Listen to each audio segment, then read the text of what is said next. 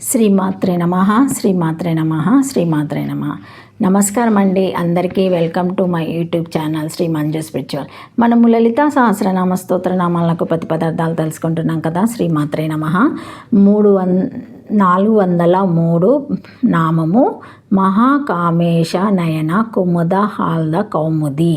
ప్రతి పదార్థం మహం చ సహో కామేశతి నా మహాకామే మహాచో మహాశయ చ అసావిష్యతి నః మహాకామేశ తస్య నయనే ఏవ కుముదౌ కైరవే రక్తపంకజే వా తాయరోలాదే వికాసే సుఖాస్తిశ్రయకృతి నీలమిలన కౌముది చంద్రకేశ కార్తీక పూర్ణమేవతి నా కుముదం కైరవే రక్తపంకజే కుముద కావో కౌముద కార్తికే మాసి చంద్రకాయం చ కౌముది ఇది యాదవ అదావా కుచ్యత్త నా శర్వతాధిక దుఃఖాస సమిత్రేతి హేతు భిన్నాధ్యమోత్ప్రీతి ఏషం తే కుముదావేశ ఇక అత ఏవ తేషమా సుకన్స్యత్వ అభిప్రాయణ కృపేణే కుముదే కౌముది తి శాశ్వత షట్కమృత్యానపనేహత్ ఇది నిశ్చయ తేషం అసమాతత్వస్థో హ్లాద సుఖాతిశో మోక్షరూప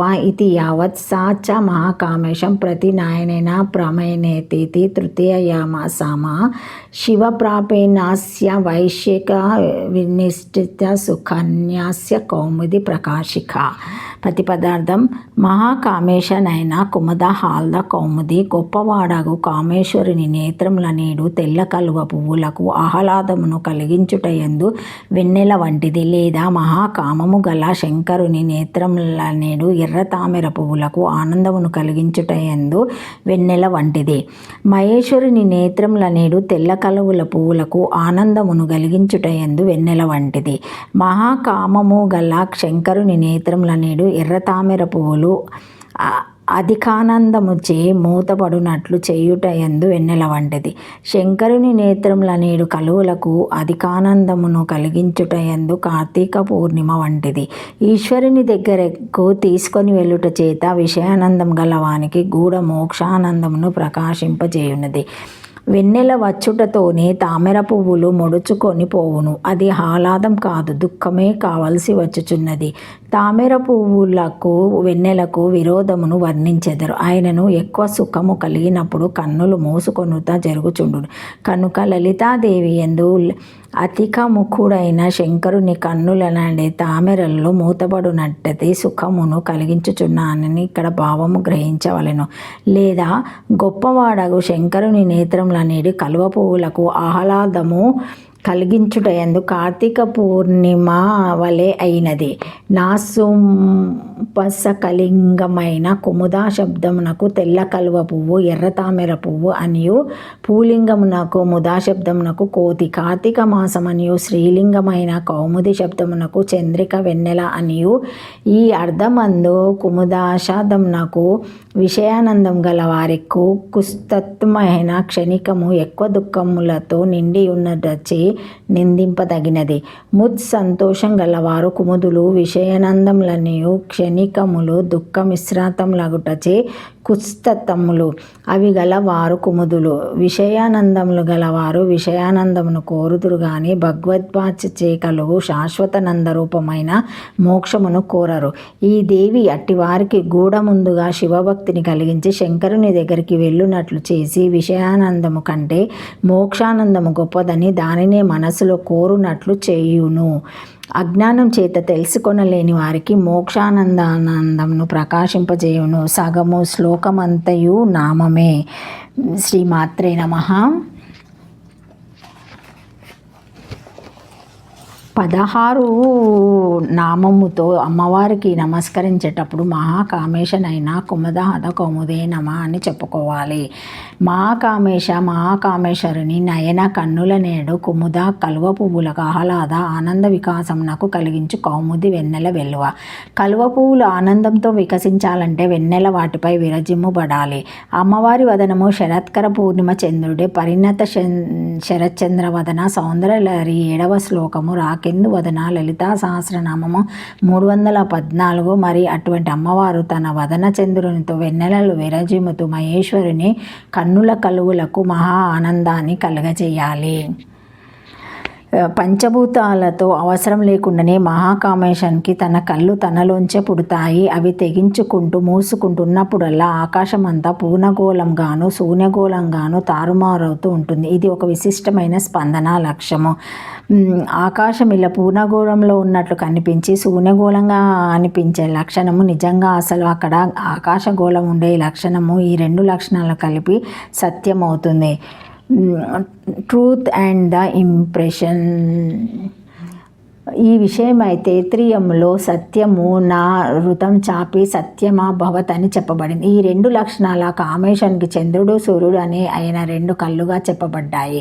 ఆకాశ గోళం పూర్ణంగా కనిపించి శూన్యంగా అనిపించే లక్షణం చంద్రుడికి సంబంధించింది. పూర్ణిమ అమావాస్య లక్షణం ఇక నిజంగా అక్కడ ఆకాశ గోళం ఉన్న లక్షణం సూర్యుడికి సంబంధించింది.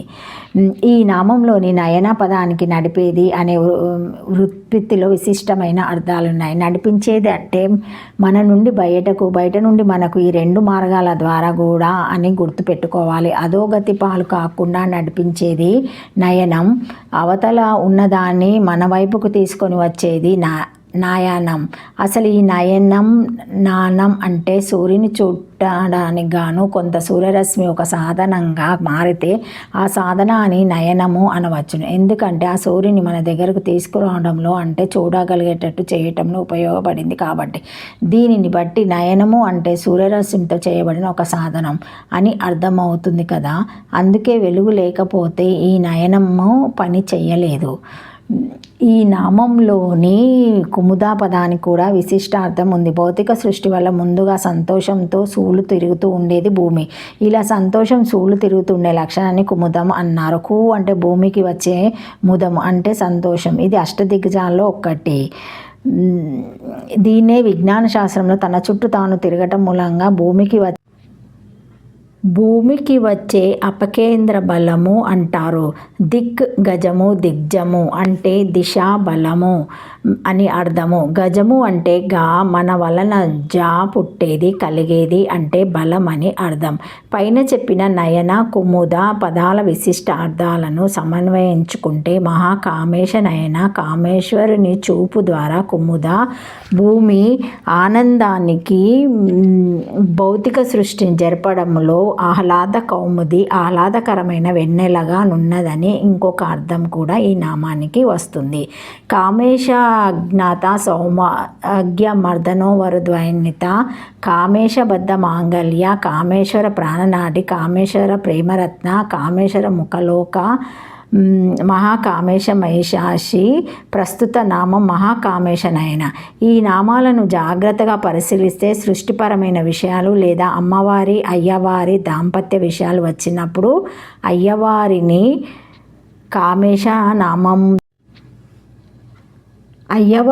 కామేశ నామముతోనే వ్యాసుల వారు చెప్పారని గ్రహించుకోవాలి.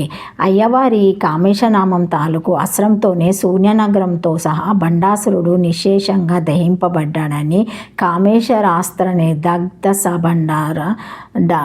సాబండాసురసునైక అనే నామం తెలుపుతుంది. అంటే కామేశుడంటే పరమేశ్వరుడు, supreme or ultimate or absolute state of godhood అని అర్థం. కామేశుని బ్రహ్మజ్ఞానిగాను కౌముదిని జ్ఞానంగాను సమన్వయపరుచుకుంటే ఇంకో అర్థం వస్తుంది. మహాకామేశుని కన్నుల కలువులకు ఆహ్లాద వికాసమును కలిగించు వెన్నెల వెల్లువ. కామేశుని చూపు ద్వారా భూమి ఆనందానికి కారణమైన ఆహ్లాదకరమైన వెన్నెల వెల్లువ. కామేశుడను జిజ్ఞాసునకు సంతోషంను కలగజేయు జ్ఞాన స్రవంతి అని ఈ నామానికి అర్థాలు చెప్పుకోవాలి. శ్రీమాత్రే నమః. Thank you for watching my video. Please like, share, comment, subscribe to my channel. మరిన్ని వీడియోస్తో మళ్ళీ కలుస్తానండి. ఈ వీడియో మొదటిసారి ఎవరైనా చూసి ఉంటే తప్పకుండా లైక్ చేసి సబ్స్క్రైబ్ చేసుకోగలరు. ఏమైనా కామెంట్స్ ఉంటే పెట్టగలరు. మా బెల్ అనే ఐకాన్ బటన్ని మీరు ప్రెస్ చేసి ఆన్ చేసి ఉంచుకుంటే మా లేటెస్ట్ అప్డేట్ వీడియోస్ అన్నీ మీకు నోటిఫికేషన్గా వస్తాయి, చూడగలరు. బెల్ అనే ఐకాన్ బటన్ని ఆన్ చేసి పెట్టుకోండి. Thank you.